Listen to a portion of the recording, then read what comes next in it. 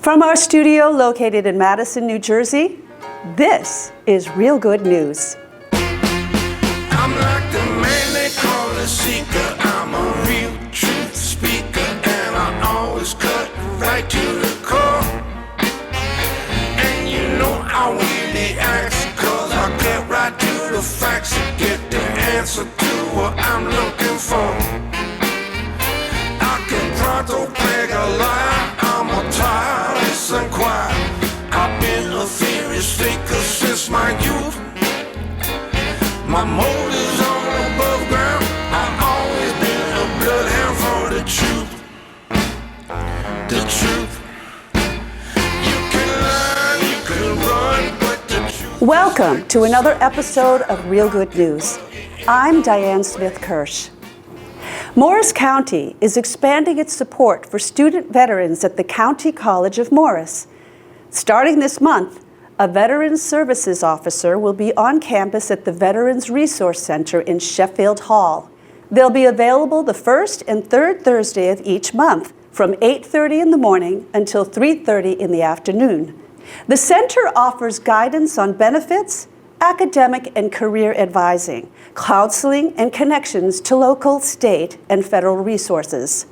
The goal is to make sure veterans have all the support they need while pursuing their education and careers. Following the expanded support for veterans at CCM, Morris County continued its focus on community well-being with the 4th Annual Community Resource Exchange. Nearly 50 nonprofits, government agencies, and community groups took part in the event, connecting local leaders and service providers with residents who need help. The day featured updates on vital programs, including New Jersey's 988 suicide prevention line, the mobile crisis outreach team, and the Arrive Together program, something we've covered on previous episodes. That program has now expanded to all Morris County towns, with 6 full-time clinicians working alongside law enforcement.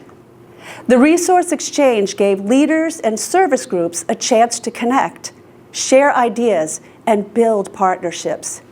It was a clear reminder that in Morris County, support is not just available, it's within reach. The City of Summit is looking for poll workers for the general election on Tuesday, November 4th, 2025. The Board of Elections needs people to help open and close voting equipment, set up supplies, process voters, and handle election paperwork. A full day shift runs from 5:15 in the morning until about 8:15 in the evening. Poll workers earn $300 for that shift, and there's a required 2-hour training session. You've got to be 18 or older, registered to vote in Union County, able to lift 25 pounds, read and write English clearly, and have your own transportation. If you're interested, call 908-527-4123 to learn how to apply. The Westfield Police Department has released a safety presentation focused on electric bikes, what they are, how the laws work, and how the department will enforce them. An electric bike is generally a bike with an integrated motor. Some assist the riders pedaling. Others can use a throttle. Westfield is reminding riders of state law rules that apply to all bicycles. Bikes must have lights and reflectors at night, white in front, red in back, visible for at least 500 feet. Anyone under 17 riding a bike or sitting on a bike trailer or child seat needs to wear a properly fitted helmet. Bicycles need a bell or other device to sound an audible warning for at least 100 feet, no sirens or whistles. Riders must keep at least one hand on the handlebars and both feet on pedals when moving. There are special rules for low-speed Class 1 and 2 electric bicycles that can travel up to 20 miles per hour and higher-speed Class 3 types that can travel up to 28 miles per hour. An important detail, every electric bicycle must have a classification sticker from the manufacturer showing its class, motor wattage, and top assisted speed. That helps police enforce the correct rules. Police will use radar and inspections to check bike speeds and compliance. Violations can lead to summonses, and bikes must be impounded if they're not properly registered, insured, or are misclassified. If you're unsure whether your e-bike meets the rules or you want more info, the Traffic Bureau Sergeant Gregory Penn at the Westfield Police Department can help. Cranford has officially launched a community solar program, giving residents a new way to save on energy costs. Households recently received letters and flyers with details on how to sign up. Participation is voluntary and is open to both renters and homeowners. The program works by connecting residents to the output of a shared solar facility rather than requiring panels on their own homes. When you enroll, you'll start receiving solar credits directly on your PSE&G bill. Those credits reduce what you owe each month, with savings estimated at up to 30%. The township partnered with the Solar Landscape to make this project possible. The solar panels are already in place, and the power they generate will be shared among local subscribers. This effort makes renewable energy accessible to more people, especially those whose rooftops aren't suitable for panels or who can't install solar on their own. Officials say the program not only helps families cut costs, but also reduces reliance on fossil fuels and supports New Jersey's push toward clean energy. For now, the key step is reviewing the enrollment materials that were mailed out. They explain how the credits work, how to sign up, and what kind of savings you can expect. It's an opportunity for Cranford residents to join the shift toward clean, affordable energy without any upfront investment. And now here is a word from our friends over at Healthy in the Garden State.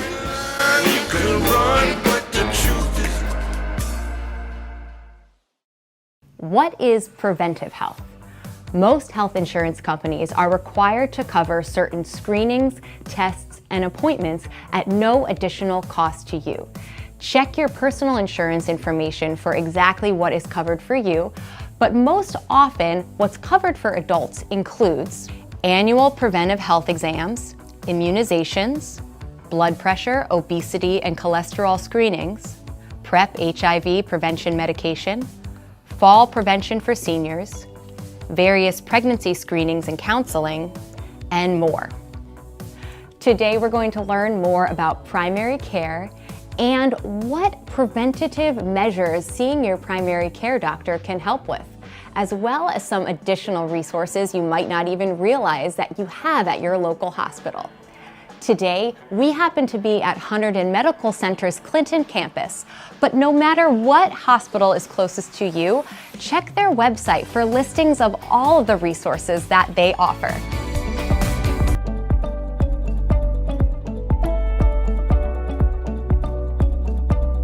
Another awesome resource that the Hunterdon Wellness Center offers is the Rock Steady boxing program. Jen is here today to share more. Jen, thanks for chatting with me. You're welcome. You're welcome. please, Happy to be here. Tell us more about what is happening here. So what you'll see going on right now is they are all getting ready for the Rock Steady boxing class. Why Rock Steady? How does it help? Who does it help? Give us those, like that 101 overview. Yep. So Rock Steady is a program that is designed for people diagnosed with Parkinson's disease. So we are only allowed to admit people into the program with Parkinson's. And what they found, it started with a man named Scott Newman back in Indiana, who was diagnosed at a young age. And boxing was one of his forms of exercise. And he found that, wow, after I box, I feel like my Parkinson's symptoms are not there. And so it led to a little more research, and what they found was the combination of the intensity of the exercise, the coordination of the movements actually helped to delay some of the progression of the symptoms.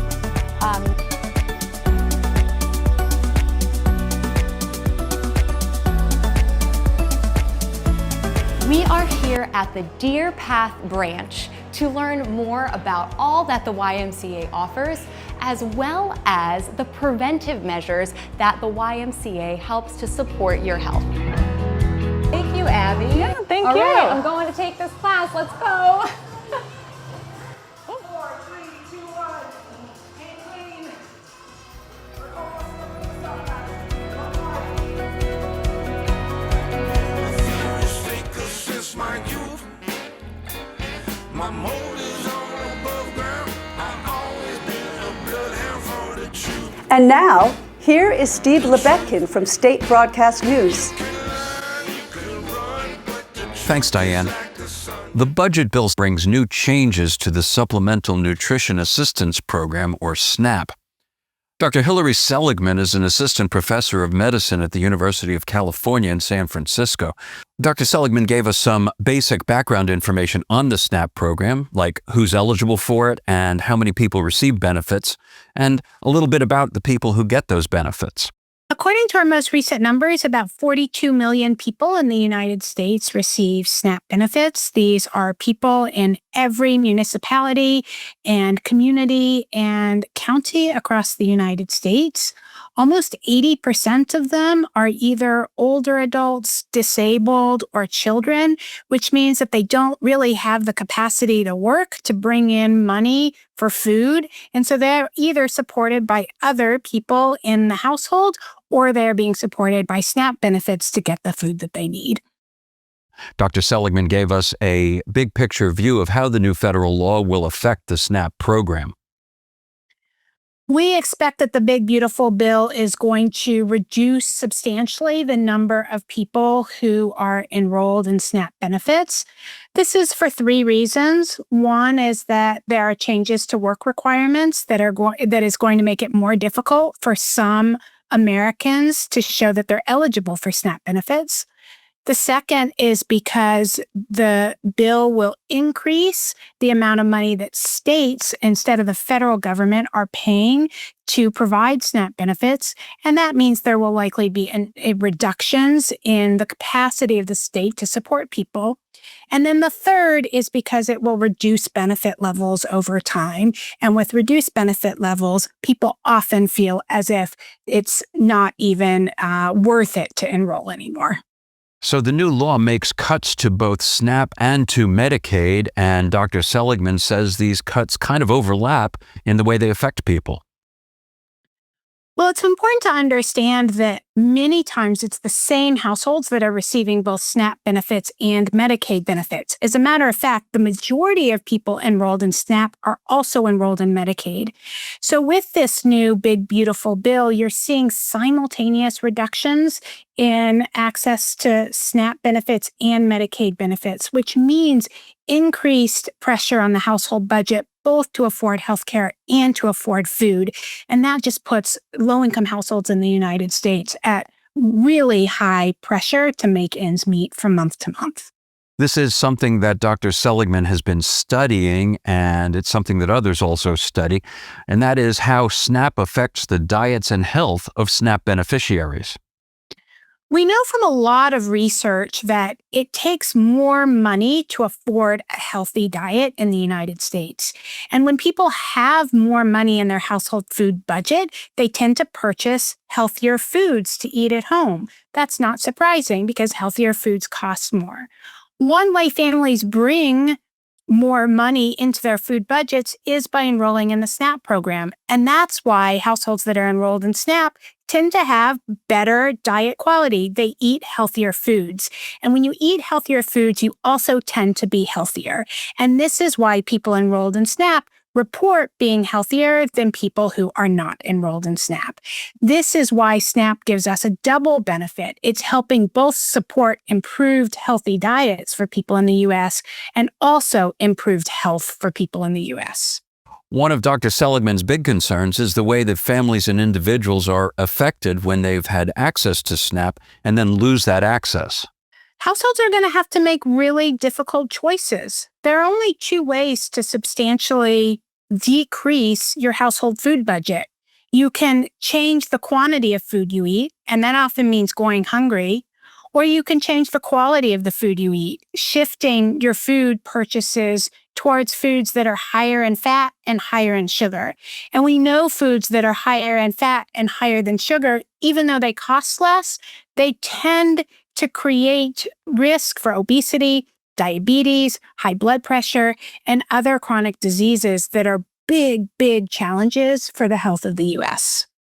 There are also some economic ripple effects of the SNAP program on businesses like grocery stores, farms, and food producers, and other parts of the business ecosystem.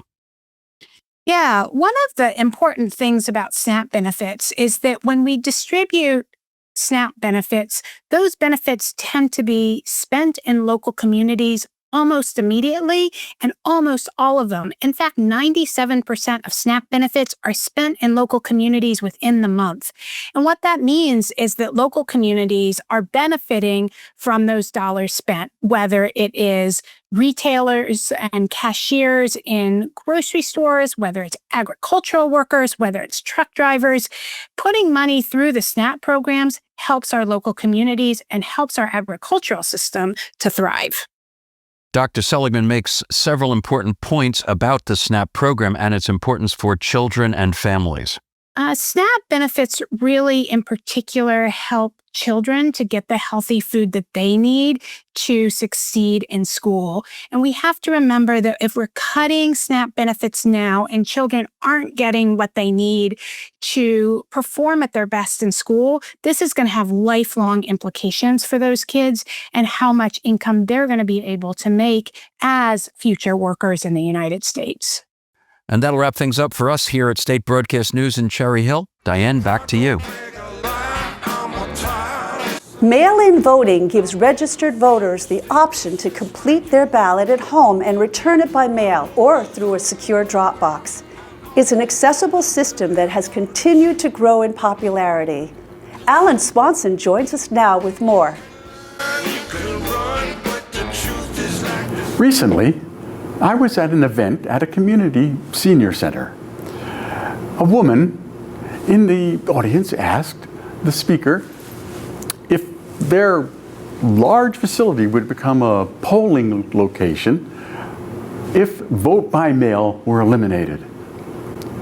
Why would this senior resident living in a place where hundreds of residents rely on voting by mail be worried about losing that option? Her concern comes from the growing wave of misinformation surrounding vote by mail. Let's look at some facts. First, elections in our country are run by the states. Article 1, Section 4 of our Constitution makes it the law. Here in New Jersey, vote by mail is part of our election law, and it is not being eliminated.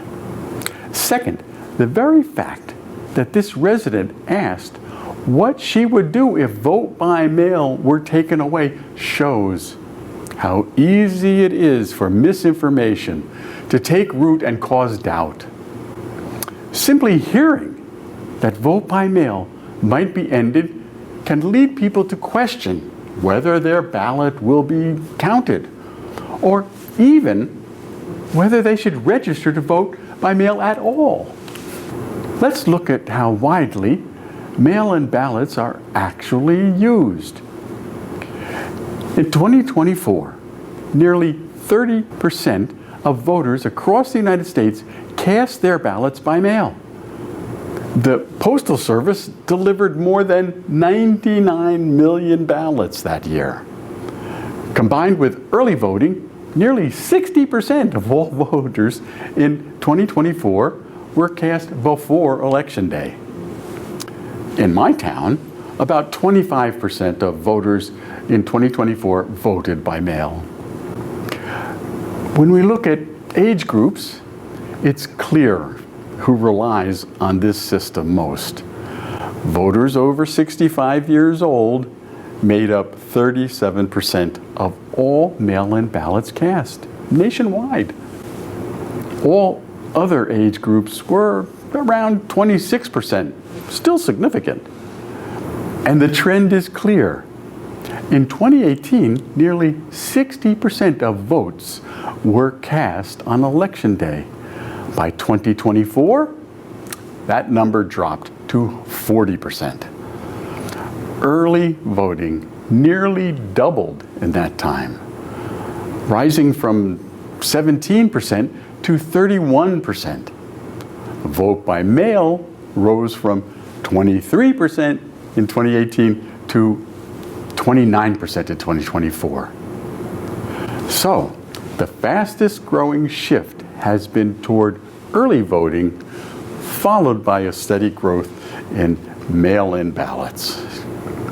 That brings us to the question of ballot safety and voter fraud with ballots.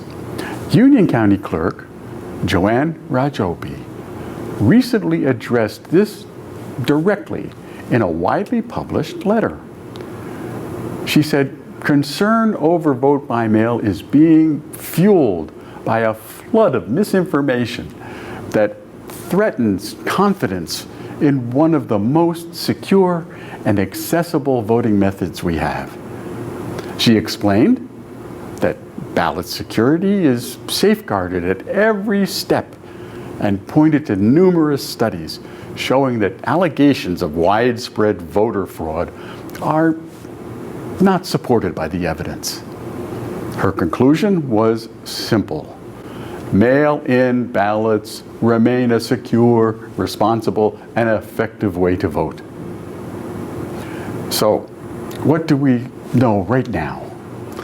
Election day voting is decreasing, early voting and vote by mail are increasing, mail-in ballots are safe, secure, and here to stay. I vote by mail, and I will continue to vote by mail. And the most important point I can leave you with is this. Don't stay home. Whether you vote early, vote on election day, or drop your ballot in a box or in the mail, make your voice heard. Your voice matters. I'm Allen Swanson. Thank you for watching. We hope you enjoyed this episode of Real Good News. We will return on October 4th with another new episode. Until then, I'm Diane Smith Kirsh, reminding you that real good news is worth sharing. Now, a lie is halfway around the world. For the truth can put on its pants. Tell the truth. So my mission without fail is helping you prevail. You got to give the truth a fighting chance. Tell the truth. Beauty's truth, truth is beauty, and it's my civic duty to always write a reality. More than love, money, fame, more than rip on your good name. I'll tell you something else about the truth, it will Set you free on the road to truth you take. There's only two mistakes.